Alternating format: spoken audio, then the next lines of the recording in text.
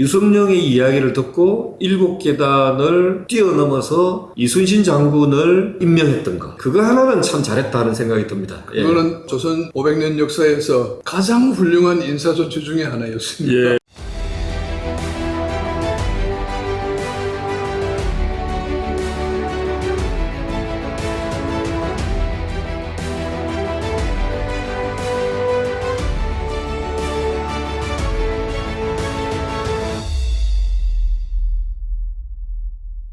이사장님 오랜만입니다. 아, 반갑습니다. 네, 잘 지내셨습니까? 예. 최근에 어디 좋은데 완주에 여행을 다녀오셨다고? 아, 예, 완주까지 완주했습니다. 예. 가장 인상적이었던 게 어떤 거였습니까? 늘 전주만 갔었는데 사실은 완주나 전주나 옛날에는 한 행정구역이었고 또 거기에 이순신도 옛날에 근무했던 적이 있지 않습니까? 전라관찰사 조방장으로 근무했던 일도 있고 거기서 근무하다가 이제 조금 내려가가지고 정읍 영감을 하다가 좀 더 내려가서 전라자수사를 했지 않습니까? 연고가 없는 곳이 아니죠. 그리고 또 그 가는 길 옆에 삼례가 거기가 이제 역참이 있었기 때문에 백의종군길에 삼례에 잠깐 들렀다 하는 기록도 나중에 여기에 살짝 나오는데 거기도 가봤습니다. 좋더구만요. 예, 좋은 여행 잘 하셨네요. 오늘은 우리 이순신 이야기를 그동안에 많이 했지만 이순신 장군과 뗄래야 뗄 수 없는 인물 서해 유성룡 선생에 대해서 이야기를 좀 나누면 좋지 않을까 하는 생각입니다. 서해 선생이 제가 알고 있기로는 이제 영의정도 하시고 그 다음에 도채찰사를 하셔가지고 임진왜란때 전쟁과 행정을 또 총괄하신 걸로 알고 있는데 서해 유성룡이라는 사람이 과연 어떤 인물인지 큰 틀에서 한번 말씀을 좀 듣고 싶습니다. 서해 유성룡으로 말씀드릴 것 같으면은 16세기 말 임진왜란 시기지요. 그때에 기라성 같이 많은 인물들이 나타났는데 선조 임금 당시에 우리가 잘 아는 율곡이이, 송광정철 뭐 그 외에도 많습니다만은 어떻게 생각하면은 그 짧은 시기에 어떻게 우리나라 역사에서 기라성 같은 인물들이 동시에 튀어나왔는지 참 놀랍다. 우리 한반도는 정말 그 뛰어난 인재풀이다 하는 그런 생각도 드는데 그 중에서도 가장 반짝반짝 빛나는 별 유성룡이야말로 더군다나 전시였기 때문에 참으로 하늘이 내려준 큰 별 아닌가 하는 생각이 듭니다. 뭐 율곡이 그 양반은 태어나서 뭐 진사 초시부터 시작해가지고 알성시 장까지 과거 시험 칠 때마다 9번 연달아 장원을 한 천재이긴 하지만은 또 그리고 전쟁이 일어나기 전에 뭔가 내다보고 선조 임금에게 소를 올렸죠. 이 지금 우리 나라가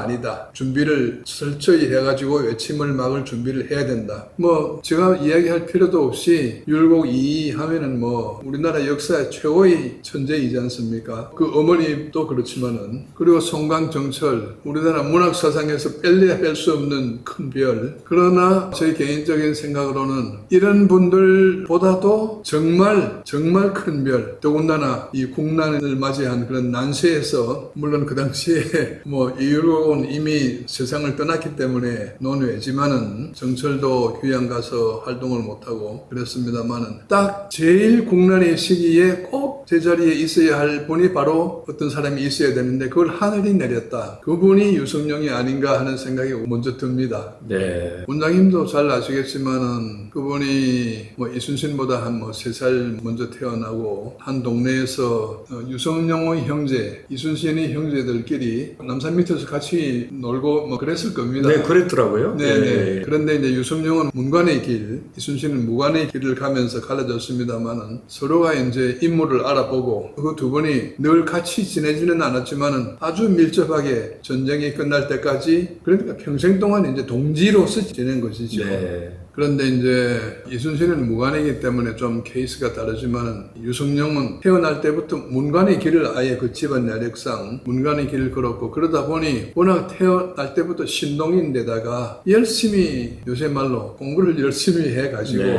아주 뭐 20대 초반 때부터 이제 중앙에 진출해가지고 요새로 치면은 뭐 행정안전부, 외무부, 내무부 모든 부서의 초, 중, 고급 지위를 다 겪어본 그러셨더라고요. 네. 아마 그 관직 타이틀만 해도 한 20, 30개 될 겁니다. 제가 몇 개 세보다가 너무 많아서 그냥 그만뒀는데 그것이 그 양반의 국가관, 전쟁관, 전쟁 지도자로서 이제 역할을 하는데 큰 밑거름이 되지 않았겠나. 타고난 머리 그리고 그 수많은 관직 경험. 이순신은 이제 바다에서 남쪽에서 이제 오로지 전투에 매진했습니다만은 그러나 그 전투를 할 수 있는 뼈대 환경을 만들어 준 게 유성룡의 공이 절대적으로 컸었죠. 네. 그래서 저도 서해 유승용 선생님에 대해서 좀 살펴보니까 네. 아버지가 원래 안동 분이더만요. 그래서 안동에서 관직을 하시면서 우리가 지금도 이제 공무원들은 다 이렇게 지방을 다니듯이 그렇게 하셨는데 서해 유승용 선생님은 안동에서 태어난 게 아니고 외갓집이 경북 어성인데 어성에서 태어났더라고요. 그리고 13살 무렵에 지금 소위 충무로 그쪽에 보면은 대한극장 옆에 보면은 이제 유승용이 살았던 터 해가지고 비석 같은 게 하나 있는데 그쪽에서 살 때 이순신 장군이 충무로 쪽에서 태어났으니까 그래서 친구처럼 지내고 그 이순신의 바로 친형인 요신하고 또 나이가 같아가지고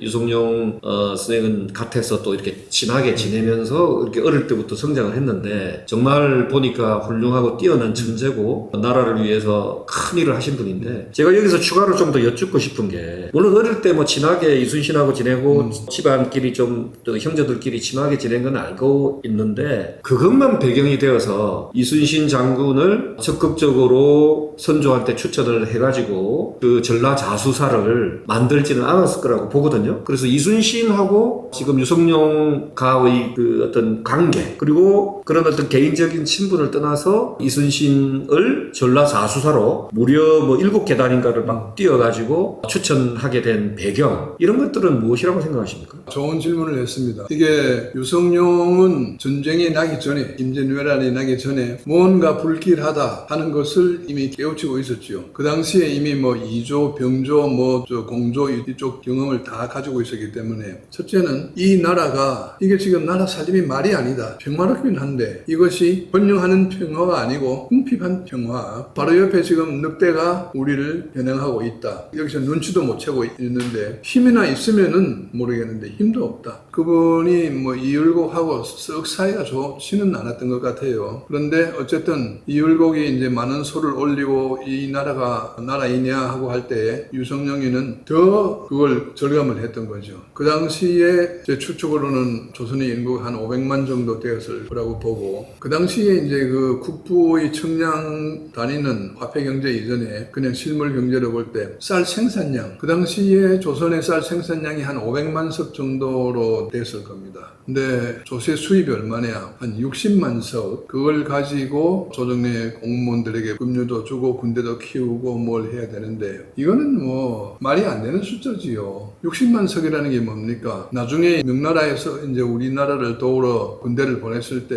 첫 번에 10,000명을 보낸다. 그럼 한 명에 하루에 한 3대 정도씩 있어야 되는데 10,000명을 1년 동안 먹여 살리려 그러면은 10만 석이 넘어 있어야 되는 겁니다. 그런데 이 여성이 들어올 때 한 5만 명 가까이 왔거든요. 그러면 50만 석이 있어야 되지 않습니까? 국가 재정을 거의 다 쏟아부어야 이 여성은 군대를 한 1년 먹일동 말동한 정도이고 그러다 보니까 이 여성이 야 이거 배가 고파서 안 되겠어 나 돌아갈래 이런 얘기 나온 것도 다 이제 그런 이야기인데 그걸 이제 유성룡이는 내다본 거지요. 우리나라의 경제력이 이래가지고는 큰일 난다. 근데 그 당시에 500만 중에서 세금을 낸 사람이 몇 명이냐? 전체 인구의 한 40%가 노비. 그 사람들은 납세 의무가 없거든요. 그리고 군대도 안 갑니다. 이거는 뭐냐? 그러니까 500만 중에서 세금을 내는 사람은 한 300만 이하라는 얘기죠. 그걸 이제 제일 먼저 뜯어고쳤습니다. 전부 다 세금을 내라. 세금을 쌀로 내지 못하면은 그 대신에 뭐 면포로 내든지 노동력으로 내든지 어떻게 해서라도 전 국민이 다 세금을 내야 된다. 그렇게 해서 경제 구조 획기적으로 이제 변화를 시킨 거죠. 이건 정말 훌륭한 겁니다. 물론 전쟁 시 비상시국이니까 그것이 가능했겠지만은 뭐 입만 살아가지고 하는 문관들 제가 뭐 율곡이나 정철이 이야기하는 건 아닙니다. 아무도 감히 그런 걸 하지 못하는 했는데 유성룡이가 전쟁을 눈앞에 두고 뜯어고쳤던 겁니다. 우선 이 납세 구조, 경제 구조를 이제 튼튼하게 해야 되니까. 그 다음에 국방 구조. 이것도 마찬가지입니다. 무슨 공노비, 산노비, 중들, 여자는 말할 것도 없지만 군대 안 갑니다. 그러다 보니 뭐 함경북도에 얼마, 한평안남도에 얼마, 여진족을 막기 위해서 군사가 얼마 있어야 된다고 해가지고 장부상으로 보면은 10,000명이 있어야 된다고 하는데 가보면 500명밖에 없는 거예요.